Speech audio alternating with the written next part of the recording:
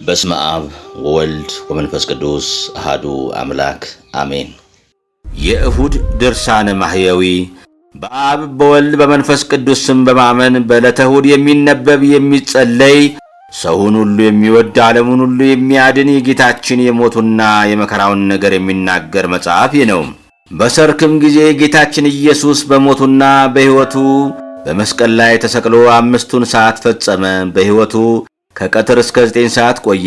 በሞቱ ከ9 ሰዓት እስከ 11 ሰዓት ተሰቅሏልና ከዘመዶቹም ከደቀ መዛሙርቱም ካመኑበትም ሕዝብ ወገን አንድ ስንኳ ከመስቀል የሚያወርደው አላገኘም። አይሁድም ከመስቀል የሚያወርደው ሰው እንደሌለው ባዩ ጊዜ በእሳት ያቃጥሉት ዘንድ ሥጋውን ስጠን ብለው ለመኑት። የጌታችን የኢየሱስ ጠላቶቹ በዝተዋልና ስለ ክፉ ሥራቸው ስለ ነቀፍኳቸውና ምስክር ስለሆንኩባቸው እኔን ዓለም ሰው ይጠላኛል ብሎ እርሱ በሕይወቱ እንደተናገረ ዳግመኛም እኔን የጠላ አባቴን መጥላቱ ነው ብሏልና ሌላ ሰው ያልሰራውን ሥራ ያልሰራሁላቸውስ ቢሆን በዳኑ ነበር፣ ዕዳም ባልሆናቸውም ነበር። ዛሬ ግን አዩኝ፣ እኔንም አባቴንም ጠሉ፣ በከንቱ ጠሉኝ ብሎ በኦሪታቸው የተጻፈው ይደርስ ይፈጸም ዘንድ ጲላጦስም አይሁድን እኔስ በሕይወቱም በስቅለቱም በሞቱም ጊዜ ይህን ያህል ተአምራት ያሳየ የእግዚአብሔር ልጁን ሥጋውን በእሳት አላቃጥልም አላቸው። በዕለተ ዓርብ ምሽትም በተቃረበ ጊዜ ዮሴፍና ኒቆዲሞስ መጡ። ወደ ጲላጦስም ገብተው ረዳት የሌለው መጻተኛ እንግዳ የሚሆን የኢየሱስን ሥጋ ስጠን ብለው ለመኑት። በውርጭና በቁር በመስቀል ላይ የተሰቀለ የኢየሱስን ሥጋ ስጠን፣ የመጣበትና የሚሄድበት የማይታወቅ ብቸኛ የሚሆን የኢየሱስን ሥጋ ስጠን፣ ከመስቀልም ላይ አውርደን ገንዘን እንቅበረው ብለው ለመኑት። ጲላጦስም ይህን በሰማ ጊዜ እንዴት ሞተ ብሎ አደነቀ። እንደ ሞተም አውቆ ብላቴናውን ጭፍራውን ጠርቶ የኢየሱስን ሥጋ ስጣቸው ብሎ አዘዘ። እሊህም ጌታችን ወደ ተሰቀለበት ቦታ ሄደው ሰገዱለት። የተቸነከረባቸውንም የብረት ችንካር ከእጆቹና ከእግሮቹ ከደረቱም ነቅለው አወጡት። ከመስቀሉም ጋር የታሰረበት የወገቡን ገመድ ፈቱ። ከዚህ በኋላ ጌታችን ኢየሱስን ከመስቀል ላይ አወረዱት። ከመስቀልም ባወረዱት ጊዜ በደሙና ባጥንቶቹ በቁስሉ ፈጽሞ ሳይነዋወጥ ተኛ። ስለኛ በሞት ዓይኖቹ እንደተሸፈኑ ባዩ ጊዜ፣ ስለኛ ጆሮቹም በሞት እንደተዘጉ ባዩ ጊዜ፣ ስለኛም በሞት አንደበቱ ዝም እንዳለ ባዩ ጊዜ፣ ስለኛም እጆቹና እግሮቹ እንደታሰሩ ባዩ ጊዜ ሞትን ድል የምትነሳ ጌታ ሆይ ተኛህን? ሞትስ ባንተ ላይ እንደምን ሰለጠነ እያሉ አለቀሱ። ከሞተም በኋላ በሦስተኛው ሰዓት ሕያው እንደመሆኑ የጌታችን የኢየሱስ ዓይኖቹ ያን ጊዜ ግልጥልጥ አሉ። ዓይኖቹም በተገለጡ ጊዜ ዮሴፍና ኒቆዲሞስ ደነገጡ።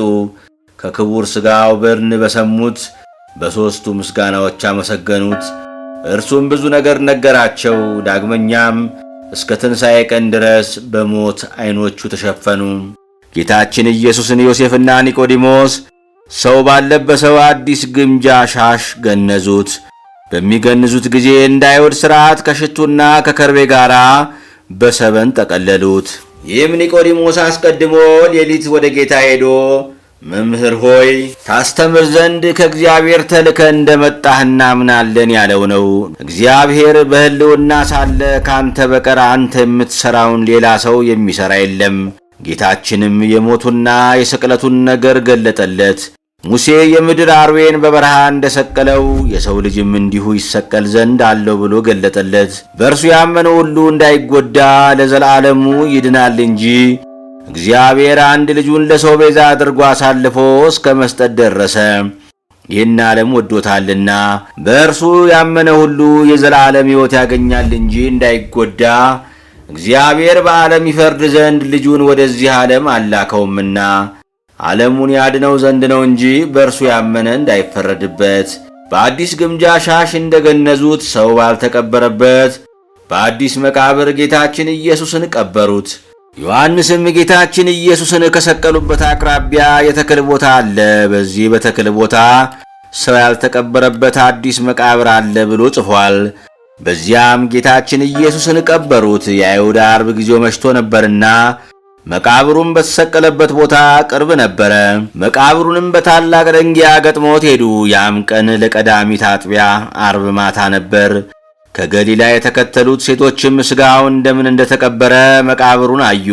ጌታችን ኢየሱስን መጠን ያለው መቃብር እንደምን እንደወሰነውና እርሱ በሰማይ በምድር የመላ ሲሆን እንደ ሙታን እንደምን እንደተወሰነ ተመለከቱ።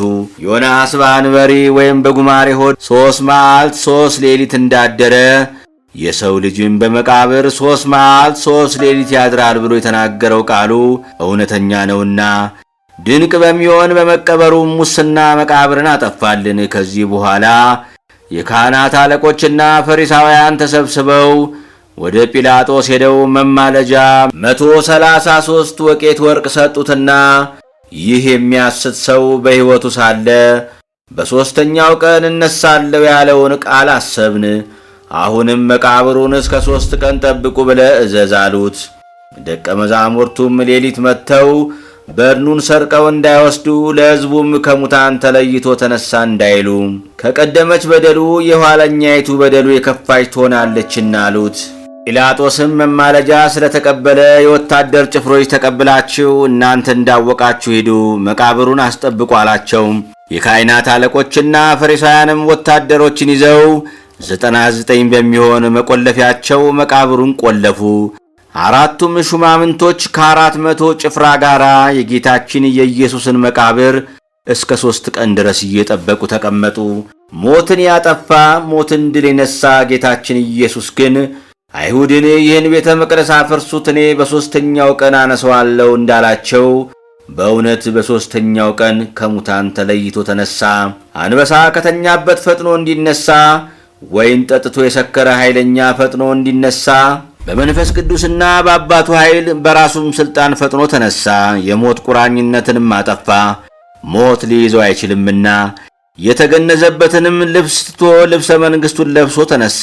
በተወለደም ጊዜ የእናቱን ማኅተመ ድንግልና እንዳለወጠ በትንሣኤውም የመቃብሩን ቁልፍ አልከፈተም። በተገነዘበትም ልብስ የ100 አለቃውን ዐይን አዳነ፣ የሞተውንም ሰው አስነሣ።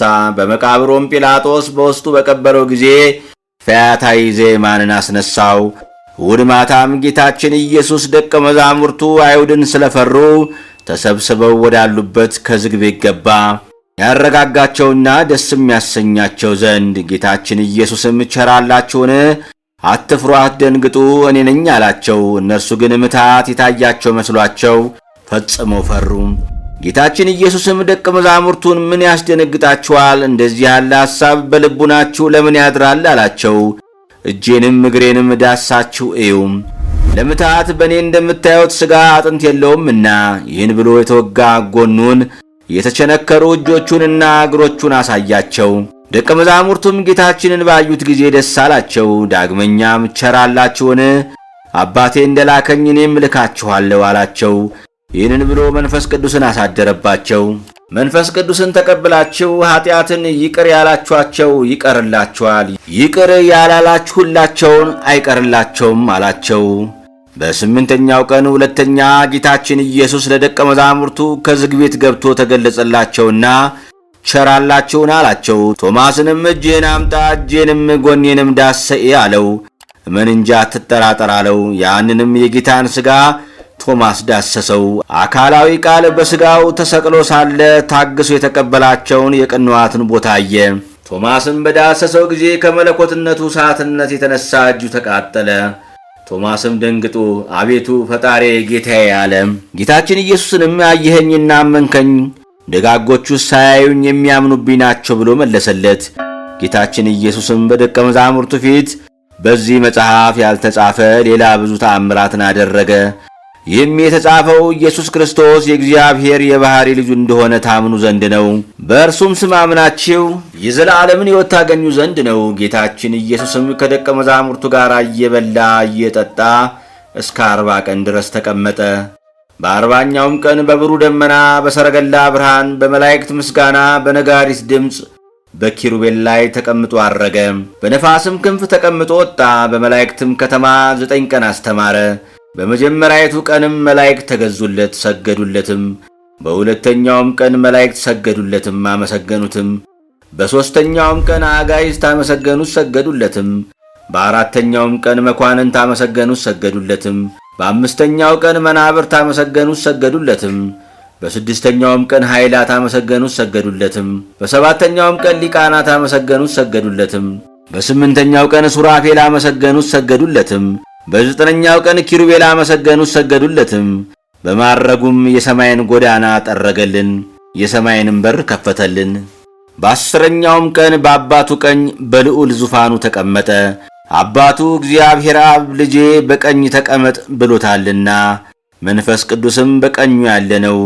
በጌትነቱም ወደ ሰማይ እንዳረገ ዳግመኛም በጌትነቱ በአባቱም ጌትነት ይመጣል፣ በመንፈስ ቅዱስም ጌትነት ይመጣል።